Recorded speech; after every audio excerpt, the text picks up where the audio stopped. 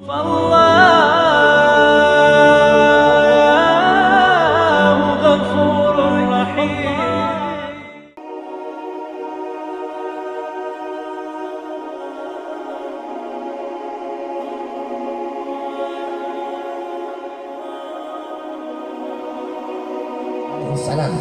kitab Nasaihul Ibad, Al-Imam Ibnu Hajar Al-Asqalani, beliau berkata bahwasanya Nabiullah Ibrahim alaihissalam, beliau menjadi Khalilullah, beliau menjadi kekasih Allah karena 3 perkara.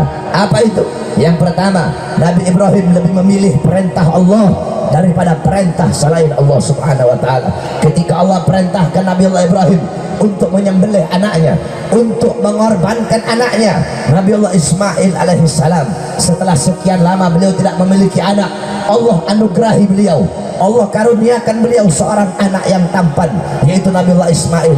Lagi disayang-sayangnya, lagi dicinta-cintanya, lagi dimanja-manjanya itu anak.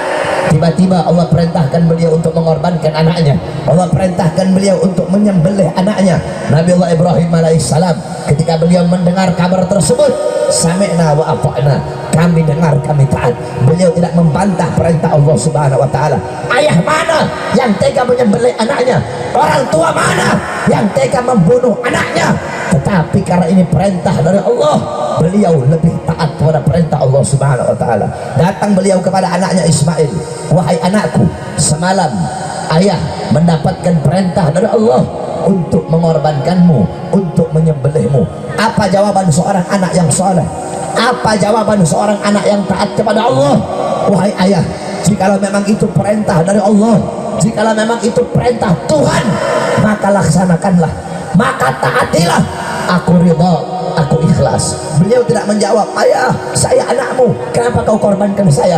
Ayah saya anakmu, kenapa kau sembelih saya? Tidak. Tetapi ketika Nabi Ismail mendengar itu perintah Allah, langsung beliau taat. Dibawalah Nabiullah Ismail di tempat penyembelihan. Ketika Nabi Ismail akan disembelih, beliau berkata, wahai ayah, sebelum engkau sembelih aku punya 3 permintaan. Yang pertama, wahai ayah, tajamkan kau punya pisau agar aku tidak merasakan sakit. Yang kedua, wahai ayah, tutup aku punya mata agar engkau tidak bisa melihat aku. Kenapa? Kalau engkau melihat aku, engkau akan iba dan kasihan kepadaku. Yang ketiga, wahai ayah, tolong copot bajuku, jangan sampai nanti darah ini mengalir ke bajuku, mengenai bajuku, sehingga baju ini ketika nanti ibu lihat, ibu akan sedih ketika melihat baju yang ada bekas darahku. Akhirnya Nabiullah Ismail dengan penuh keteguhan iman, dengan penuh kekokohan iman dan ketaatan kepada Allah, beliau letakkan mata pisau di leher anaknya. Ketika akan disembelih, tiba-tiba Allah ganti Nabi Ismail dengan seekor domba yang berasal dari sorga. Allah ingin menguji ketaatan Nabiullah Ibrahim kepada Allah. Allah ingin menguji ketaatan dan kepatuhan Nabi Ibrahim. Akhirnya Nabi Ibrahim lulus dari ujian tersebut, sehingga Nabi Ibrahim mendapat gelar kekasih Allah subhanahu wa ta'ala, karena beliau lebih taat kepada perintah Allah daripada perintah selain Allah. Allah gantikan Nabi Ismail dengan seekor domba yang berasal dari sorga. Makanya Sayyidina Ali bin Abi Thalib radhiyallahu an, ketika beliau ditanya oleh seorang pendeta, ada seorang pendeta Yahudi bertanya, wahai Ali, beritahu aku 4 makhluk yang tidak memiliki bapak dan tidak memiliki ibu, tapi 4 makhluk ini ada di muka bumi ya Allah subhanahu wa ta'ala. Sayyidina Ali menjawab, makhluk yang pertama Nabi Allah Adam alaihissalam, tidak punya bapak, tidak punya ibu. Makhluk yang kedua adalah ontanya Nabi Allah Saleh alaihissalam, karena onta Nabi Saleh keluar dari bumi, nggak punya bapak, nggak punya ibu. Yang ketiga, ularnya Nabi Allah Musa, karena ular Nabi Musa itu dari tongkat dilempar, tiba-tiba tongkat itu menjadi ular, tidak punya bapak, tidak punya ibu. Yang keempat adalah kambing Nabi Allah Ibrahim alaihissalam. Ketika Nabi Ismail mau sembelih anaknya, tiba-tiba Allah ganti dengan seekor domba yang berasal dari sorga, yang dimana domba itu tidak punya bapak dan tidak punya ibu. Saudara-saudara, Itu yang pertama. Nabi Ibrahim menjadi kekasih Allah karena lebih taat pada perintah Allah daripada perintah selain Allah. Beda dengan kita. Kita manusia-manusia sekarang lebih memilih perintah bos, lebih memilih perintah perusahaan, lebih memilih perintah manajer daripada perintah Allah Subhanahu wa taala. Kalian lebih memilih perintah makhluk daripada perintah Allah. Kalian abaikan perintah Allah di masjid-masjid kalian, di surau-surau kalian, di musola-musola kalian. Terdengar panggilan Allah, terdengar seruan Allah, terdengar panggilan salat, terdengar suara azan. Hayya 'alas shalah, hayya 'alas shalah, ayo salat. Hei kamu yang berdagang, tinggalkan daganganmu. Kamu yang punya toko, tinggalkan tokomu. Kamu yang berbisnis, tinggalkan bisnismu. Ini saatnya engkau kembali kepadaku. Ini saatnya engkau menyembahku. Tetapi kalian, kita abaikan panggilan Allah, kita abaikan suruhan Allah, dan lebih memilih panggilan perut, lebih memilih panggilan pangkat, lebih memilih panggilan dunia, lebih memilih panggilan bos, lebih memilih panggilan warung, lebih memilih panggilan dagangan, lebih memilih panggilan-panggilan dunia, panggilan syahwat daripada panggilan Allah Subhanahu wa taala. Kita lebih rela kehilangan Allah karena harta daripada kehilangan harta karena Allah Subhanahu wa taala.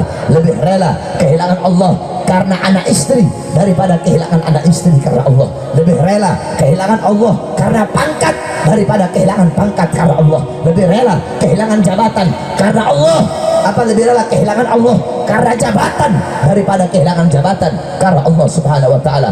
Nabiullah Ibrahim, beliau lebih rela kehilangan dunia dan isinya asalkan tidak kehilangan Allah Subhanahu wa taala. Yang kedua, Nabi Ibrahim menjadi Khalilullah, menjadi kekasih Allah. Kenapa?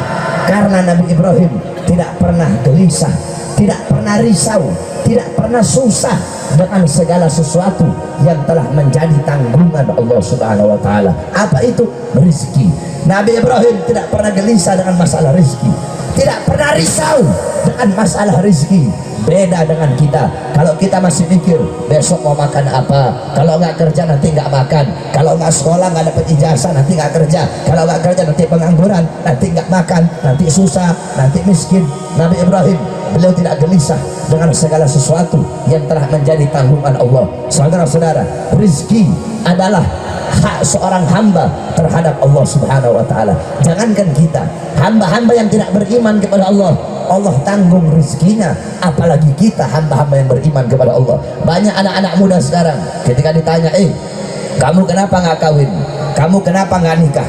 Beb, saya kalau kawin nanti anak orang mau dikasih makan apa, Beb? Nanti anak orang mau dikasih makan apa? Kalau ada anak-anak muda begitu, itu anak-anak muda goblok itu, saudara. Nggak yakin sama Allah, kayak nggak punya Allah, kayak nggak punya Tuhan. Bahkan bukan cuma anak-anak muda, banyak ustadz kiai sekarang. Dulu ada pernah satu ustadz, saya tanya, ustadz gimana kabar? Alhamdulillah Beb, saya mah baik atuh Beb, cuma apa, kalau saya mah baik, cuma kantongnya nggak baik. Saya bilang, ustadz goblok. Ada ustadz kiai ngomong kantongnya badan mah sehat Beb, coba kantongnya nggak sehat. Ustadz goblok itu, kiai goblok. Kalau ada yang ngomong kantong nggak sehat, kamu nggak punya Allah. Terus selama ini kamu makan dari siapa kalau bukan dari Allah? Bukan kamu yang tidak punya Allah, bukan kamu nggak yakin kepada Allah, tapi kamu tidak pernah bersyukur kepada Allah Subhanahu wa taala. Oleh karenanya jangan risau, rizki telah ditanggung oleh Allah. Rizki ada dua, ada rizki yang mencarimu, ada rizki yang harus kau cari. Kalau kamu tidak bisa mencari rizki, maka ada rizki yang telah dibagikan oleh Allah untuk mencarimu. Saudara-saudara, jangankan kita manusia yang menyembah Allah Subhanahu wa taala, yang taat, yang patuh, yang tunduk kepada Allah Subhanahu wa taala. Nabi Sulaiman alaihi salam, satu waktu Nabi Sulaiman duduk di samping sungai, tiba-tiba ada seekor semut membawa gandum. Ini semut jalan bawa gandum sampai di pinggir sungai, tiba-tiba ada seekor katak. Ini katak keluar, ini semut masuk dalam mulut katak, ini katak masuk dalam sungai. Tiba-tiba ini katak keluar, ini semut keluar, sudah tidak ada gandum. Kemudian Nabi Sulaiman nanya, wahai semut, apa yang terjadi? Ini semut jawab, aku diperintahkan oleh Allah untuk membawa rezeki seekor cacing yang buta yang ada dalam sungai tersebut. Di dalam sungai itu ada sebuah batu, di dalam batu itu ada sebuah lubang, di dalam lubang itu batu ada seekor cacing yang buta, yang tidak bisa cari makan, tidak bisa cari rezeki. Aku diutus oleh Allah, aku diperintahkan oleh Allah untuk membawakan rezeki itu cacing. Kemudian Nabi Sulaiman nanya, apakah kamu tahu apa tasbih, apa puji-pujian itu cacing kepada Allah? Dijawab oleh ini semut, ya, aku mendengar apa tasbihnya, aku mendengar apa pujiannya, apa tasbihnya, apa pujiannya. Itu cacing memuji Allah. Segala puji bagi Allah yang telah menjamin rezekiku. Seekor cacing yang buta, kalau aku saja cacing yang buta dijamin rezekinya, maka bagaimana dengan hamba-hamba yang beriman kepadanya? Oleh karenanya jangan risau, jangan gelisah dengan rezeki yang telah ditanggung oleh Allah Subhanahu wa taala. Saudara-saudara, hari ini rezeki kamu 10.000, walaupun dari pagi sampai pagi kamu cari uang, yang kamu dapatkan 10.000. Hari ini rezeki kamu 1 juta, walaupun kamu gak keluar rumah, yang kamu dapat 1 juta. Saudara-saudara, kita memancing, kita mancing di laut yang sama, lautnya sama, lautnya sama, perahunya sama, jorannya sama, kailnya sama, umpannya sama, tapi apakah dapat ikannya sama?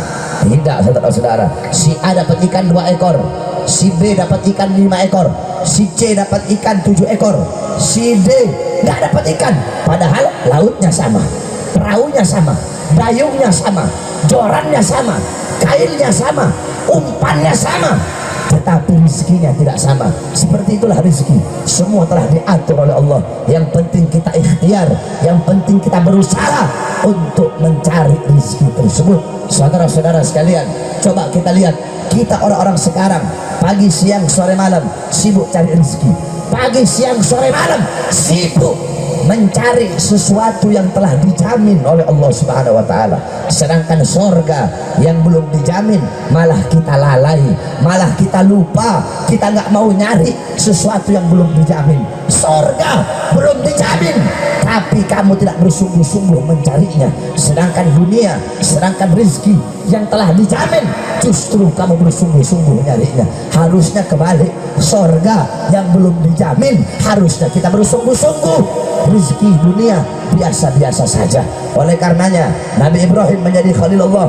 Kedua, karena beliau tidak pernah risau, tidak pernah gelisah dengan segala sesuatu yang telah dijamin oleh Allah Subhanahu wa taala. Yang ketiga, Nabi Ibrahim tidak pernah makan sendiri, saudara-saudara.